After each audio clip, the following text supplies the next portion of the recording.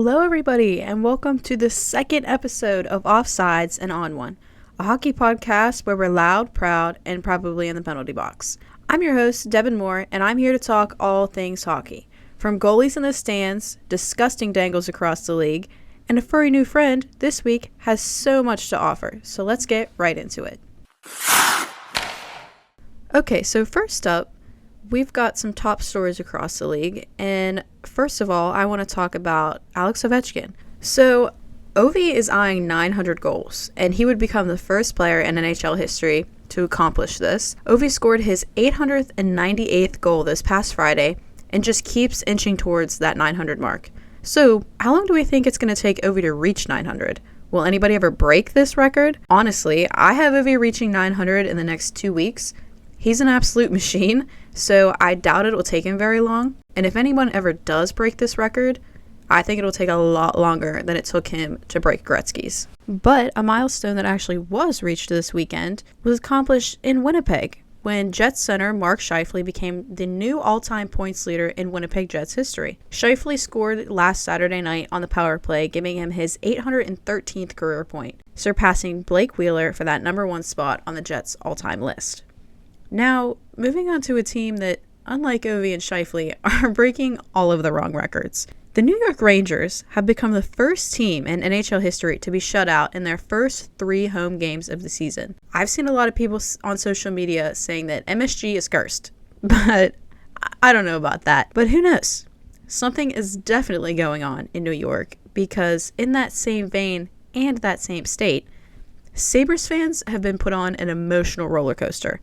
After just 5 games, Sabres fans have experienced a season's worth of emotional ups and downs. After the team's first 3 games, fans were ready to pack it up, especially after their 3-1 loss at home to the Colorado Avalanche last Monday, a game where Nathan MacKinnon put on an absolute masterclass, scoring 2 of the 3 Avs goals that night. Compared to Nate the Great, the Sabres defense looked like a Timbits lineup, if I'm going to be honest. And during this game, the home crowd was not pleased. Littered throughout the stands in Buffalo, Sabres fans could be spotted doing their best Cleveland Browns fan impression, wearing paper bags over their heads. And after this game, there were several Sabres jerseys thrown onto the ice. But in a shocking turn of events, the Sabres went on to beat the Senators 8-4 on Wednesday night at home to get their first win of the season. During this game, Jack Quinn gave Buffalo their first lead of the season with a goal that initially didn't even hit the net. Halfway through the first period, Quinn fired a one-timer from the slot, then went right over the top of the net, bounced off the glass, and banked in off the back of Senators goalie Levi Merilainen. The Sabres would go on to rally 7 more goals in this game, gaining their first win of the season and breathing a bit of life back into Buffalo Sabres fans. The Sabres would also go on to win a shutout against the Florida Panthers Saturday night with a generational performance from Alex Lyon. I mean, he was just incredible in this game. And Buffalo sports fans really needed these wins. It's been tough for them this past week, and with these 2 games in mind, are the Sabres back? I mean, they had quite the rocky start, but they're looking like it's turning around. Moving on, Jake Guentzel scored his first goal with the Tampa Bay Lightning last Tuesday against the Capitals. I know that's right. That's muscle memory, baby. It's good to see Gentz off to a hot start this season, especially against the Caps. He's just a beauty, and, Pittsburgh misses him so bad. I love him so much, but seriously, Pittsburgh, what were we thinking? I mean, we also, Penguins fans, we got over that way too fast, by the way. I'm still there. March 7th, 2024. I'm still sitting there. And yes, I remember the day. I remember that date vividly, and a total breakdown ensued, trust me, after I saw that Instagram post. Speaking of Instagram posts, something that has been all over my feed this week was Jack Hughes' Mucinex commercial. I mean, how random is that? The internet has taken this by storm, of course, with countless memes. I actually saw on Twitter that a Devils fan went out and bought a bottle of Mucinex to see if they could get Jack to sign it. And another thing that people found hilarious about this whole situation was the fact that Hughes posted this Mucinex collab, or whatever you want to call it, on his Instagram story on his brother Quinn's birthday before he wished Quinn a happy birthday. I saw on Twitter people were like, oh, Jack Hughes posted on his story, you get a notification if you have notifications turned on, and everybody was like, Oh, Jack posted, I bet it's for Quinn's birthday. Nope. Mucinex commercial. Fight off your cold. Like, what? In other real hockey news, ESPN hired former Colorado Avalanche player Eric Johnson as an NHL analyst for this season. This might be NHL and ESPN's saving grace. Truly, everybody loves EJ. He's great. And hopefully that brings some life to that panel because, God, I mean, PK Subban carries that whole panel on his back. So hopefully EJ brings some much needed life to that panel and a little bit more entertainment and intermission on ESPN, please and thank you. Also announced this week, the Utah Mammoth unveiled their new mascot, Tusky. I think this guy is freaking adorbs. I saw a lot of people on social media being like, I think he's adorable. He looks so soft and he's on skates. Finally, we have a mascot on skates again. Like, what were we thinking, NHL and NHL teams, getting rid of mascots that can skate? Because I feel like there's so few mascots left anymore that actually go out on the ice on skates. Thank you, Utah, for putting Tusky on skates. He's really cute, and I want to pet his nose. He looks really soft. Now, this is just a totally random thing that I saw on social media, but it's so crazy that I felt like I need to bring it up. There was a KHL ref who was banned for life after initially allowing a goal that went through the gap in the side of the netting to stand. Is that not crazy? Banned for life from the KHL. You know, that's an easy mistake to make as a ref. Like when you're on the ice in the action, you don't initially see the puck go through the side of the net. But he was banned for life for allowing that goal to stand. Imagine if we held refs in like the NHL to that standard. That would be crazy. The worst they get is just bullied on Twitter. But sometimes maybe we should start banning them. Especially whoever was calling that Devils game the other week, the Devils Islander game, get them out of here. That game was ridiculous. But another ridiculous thing that I saw on social media this week was that there's a new boxing league that's just hockey fights. This league is called Bare Knuckle Ice Wars and consists of two fighters squaring off in a 900 square foot ice surface called the Ice Box for a 1 minute nonstop round. The website description, I went ahead and Googled it, says that it's a thrilling new fighting league that pits the world's toughest combat fighters against each other on a sheet of ice. It's the best of combat sports and ice hockey all in one. Is that not like crazy? That sounds like CTE Final Boss. I watched a couple videos on it that I saw on X, which is where it was originally brought to my attention, and I was just like, this is crazy. It is really cool though, but seems like a really bad idea. But hey, if that's your prerogative, go for it. I'm not here to judge anybody. So this next thing has absolutely nothing to do with anything, except for the fact that it was on Twitter, I guess. But I saw this the other day, and I thought it was so funny, and I wanted to share it, because I feel like it's kind of true. There have been a lot of too many men penalties recently, and probably just because it's the beginning of the season. I guess people forget how to count in the off season, but this tweet is from @Sharksties on X, and it says, "Too many men is my favorite penalty." Like, yeah, counting is hard. That's all I have to say about that. I just thought it was hilarious, and I felt like it needed to be shared. Okay, time to get back into some actual important NHL news. Let's go ahead and get into the league standings here. These are the standings as of Monday, October 20th at 1 o'clock. In the Pacific, we've got the Vegas Golden Knights leading with 10 points.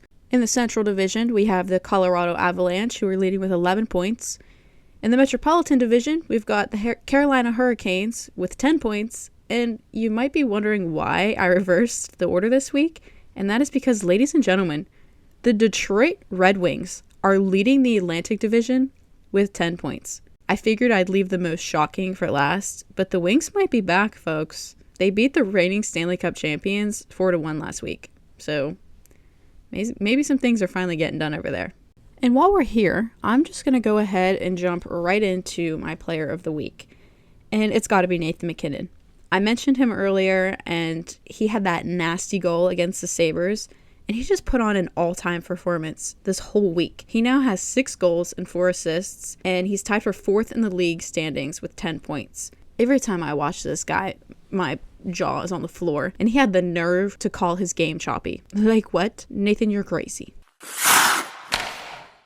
Alright, so next up on Player Watch this week, we've got Frank Nazar. I mean, Mr. 6'7" himself, he is off to a hot start this season with 2 goals, and the goal he scored against the Blues last Wednesday was just hilarious. For anyone who missed it, Nazar crashed the crease to bury one in his backhand, got tied up with a Blues defender, lost his footing, and took out Blues goaltender Joel Hofer after the puck had already gone into the net. After the goal, Nazar goes to celly, and Jake Neighbors grabs him from behind and starts a full-out brawl. After backup arrives, Nazar manages to get loose and skates off to celly by himself while everyone is still tied up in the fight. This guy is the funniest person in the league right now. Between that and the 6'7" celly, he might be on track for the greatest cellys of the season. The Hawks went on to win this game 8-3, and then on Sunday, Nazar opened up scoring for the Hawks against the Ducks in the 3rd period. The Hawks would go on to win this game 2-1 in overtime thanks to an incredible performance from Spencer Knight. He also rage baited everybody on TikTok the other day by saying that he cuts his sandwiches into strips like French toast sticks. So basically, the Blackhawks posted a TikTok asking their players what's the right way to cut a sandwich. They had a little piece of paper that had different examples of how to cut a sandwich, and they asked everybody what's the best way. And this wasn't even an option on the paper, and Frank just like brings this up on his own. He's like, I cut them into strips. And everybody on TikTok was just like, you do what with your sandwiches? Then they went on to post a tutorial of Frank cutting his sandwiches into slices like French toast sticks. But yeah, I mean, this guy's great. He's hilarious. Him and Connor Bedard are incredible together on and off the ice. Thing 6 and thing 7, if you will. But Blackhawks TikTok admin, please keep it up. I'm obsessed with everything that these two do. So please keep the TikToks coming. On Rookie Watch this week, we have Ivan Demidov. He scored a nasty goal against the Kraken on Monday. I mean, it was disgusting. It had to be blown away. And he showed great skill and patience on that play with a gorgeous toe drag. I mean, it was just incredible, and I cannot wait to see what he cooks up throughout the season. And lastly, the goalie of the week is easily Anthony Stolarz. Although the Leafs have been off to a bit of a lethargic start, that is by no means from a lack of effort from their netminder. Stolarz has put on some incredible performances this week, most notably his play against the Rangers and the Kraken. Stolarz had an incredible save sequence against the Rangers on Thursday where his helmet flew off and he still made a save off the rebound. 2 saves off the rebound, actually. And then, of course, his infamous crash out against the Kraken on Saturday. Stolarz has been pretty vocal with his disdain for the Leafs' slow start. So hopefully the Leafs pick it up sometime soon for his sake. But yeah, that whole thing where he just threw the net off, that was crazy. But I respect it. I love a good goalie crash out. So for the injury report this week, we don't have too much, but we've got a few here. Vincent Trocheck is on IR for the New York Rangers with an upper body injury. He is estimated to return November 4th. That was predicted by ESPN. Brady Tkachuk is out for at least 4 weeks due to a wrist injury, and his estimated return is November 15th. And then lastly, the Devils are getting hit really hard with the regular season injuries. Jacob Markstrom is expected to miss a few weeks with a lower body injury, and Jake Allen is day-to-day with cramping issues. Now, moving on to my game to watch this week, it's going to have to be the Avalanche versus Mammoth game on Tuesday night. These are 2 physical teams with some great talent that I think are going to be a lot of fun to watch. Every time these 2 teams get together and play, it feels like the beginning of a generational rivalry. I just love it. They always just go full out, and I feel like this week's matchup won't be any different. You can catch this game at 10 on ESPN on October 21st. Now, of course, we're going to go ahead and move into my favorite part of the show, the winners and losers of the week. First up, we got our winners, and our number 1 winner this week is, of course, it's gotta be Will Mack's Halloween costume. Will Smith and Macklin Celebrini dressed up as Dumb and Dumber for the Sharks annual Halloween party, and it was incredible. Their TikTok that they posted had me dying. It was incredible. And then honestly, this can be extended to all of the Sharks because they all had great costumes. Ryan Reeves dressed up like Stanley from The Office. It was great. Tyler and Kat Toffoli dressed up as the witches from Hocus Pocus. Also, shout out to Kat because she is doing the real insider journalism. But yeah, Will Mack really, they went off with this year's costume. It was great. And that TikTok, I think about it every once in a while and it just makes me giggle. The next winner of the week is going to be the Stars fan in full goalie pads sitting in the stands when the Wild played the Stars last Tuesday. This was the Stars home opener, and I saw this all over my social medias. He absolutely brought down the house for the Stars home opener, and they went on to win this game 5-2 over Minnesota. And let's be real, Wild, I'm not the only one missing Marc-Andre Fleury, because woof, that was rough. The next winner of the week actually happened during that same game, but the third winner of the week has got to be the Minnesota Wild's Twitter admin. So this tweet came during the Wild's 5-2 loss during the Stars that same game, and it had me absolutely rolling. So basically it's the meme that's been all over TikTok with the lady laying on the couch and the cat is sitting in the chair like a therapist, and it says, "And then they scored again." And somebody responded to the tweet and said, "Can you take this seriously?" And Minnesota Wild Twitter admin responded to that tweet and said, "Do you want me to get on the ice?" Or like, this had me dying. I thought that was so funny. And finally, our last winner of the week is going to go to Axel Sandin Pellikka and the Red Wings celly of his first NHL goal. I mean, this was absolutely adorable. If you didn't see it, everybody on the ice was so excited. They all started to do like a little hop, like the little yippee yippee little style hop. It was too cute. And Emmett Finney needs to do that literally every single time the Red Wings do something good, because it was great. It's been all over Twitter and TikTok the last, I don't even know, since it happened, and it just might be one of the most goated cellys of all time. Now, moving on to the losers of the week. Our first loser of the week, it's got to be the Lights in Chicago. So last week, the Lights at United Center briefly went out mid-play during the Hawks game against the Mammoth when somebody apparently pulled the wrong switch. The Lights were out for about 4 seconds and then played continued. But I thought this was hilarious. Like, how do you mess up that bad? Why is the switch that turns off all of the lights in the arena right next to something less important? Like, that seems like it should be in its own section, but apparently not. But the Hawks would go on to win this game, and it was their first win of the season, so like maybe they should flip off the lights a little bit more often over the United Center. So the next loser of the week are the refs. In the Ducks Hurricanes game from last Thursday, we were so close to getting a goalie fight this early in the season, but no, we just had to ruin it. I mean, like, just let the boys go. It's what the people want to see, especially a goalie fight. Come on. They're grown men. Let them go. Quit breaking them up. It was a full, all-out brawl. Everybody on the ice was getting involved. Just let the goalies go. And then finally, our biggest loser of the week, and maybe the biggest loser of this season, it's going to have to be the Vegas Golden Knights. I'm not going to talk about it too much because this show is supposed to be fun, but if you really want to know, go ahead and Google Carter Hart and you'll see. And that's all I'm going to say because frankly, it pisses me off. So, Vegas, you stink. Thanks. All right, ladies and gentlemen, it's time. It's time, folks. We're going to go ahead and get right into a bag of hockey cards. I have it sitting right next to me. I have not mixed it yet, so I'm going to go ahead and mix it. And then I'm going to pick our card for this week and see who we get. Oh, also, I should probably explain if you weren't here last week. Bag of hockey cards is where I have a tote bag full of a bunch of random hockey cards, and I pick one, and I read it to you. And that's pretty much it. It can be an omen for the week, good or bad, who knows, depending on who we get. But yeah. All right, I'm going to go ahead and give it a stir. All right, let's see who we got. Who is it?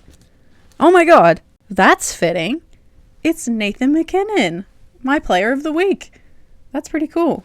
This card is from the 2020-2021 season. The back of the card reads, MacKinnon, who started the 2019-20 season with a 13-game point streak, ended the shortened campaign having amassed 90 points in 69 games. He led his Colorado teammates in goals, assists, and points.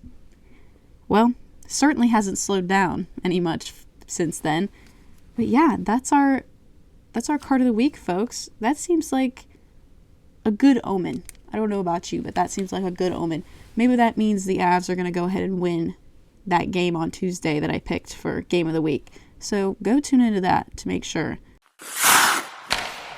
And that's pretty much all I have for you folks this week. Tune in next week, next Tuesday, for another episode where we talk all things hockey. A lot of things happened last week, and I'm sure this upcoming week is going to be no different. So if you want a recap of all of the silliness that happens on and off the ice in the NHL, come back again next week and watch Offsides and On One. That's been this week's episode. I hope you enjoyed. Follow us on social medias. They're all linked in the description. Subscribe, like this video, and yeah, that's all I got. I'll see everybody next week, and be good. Bye.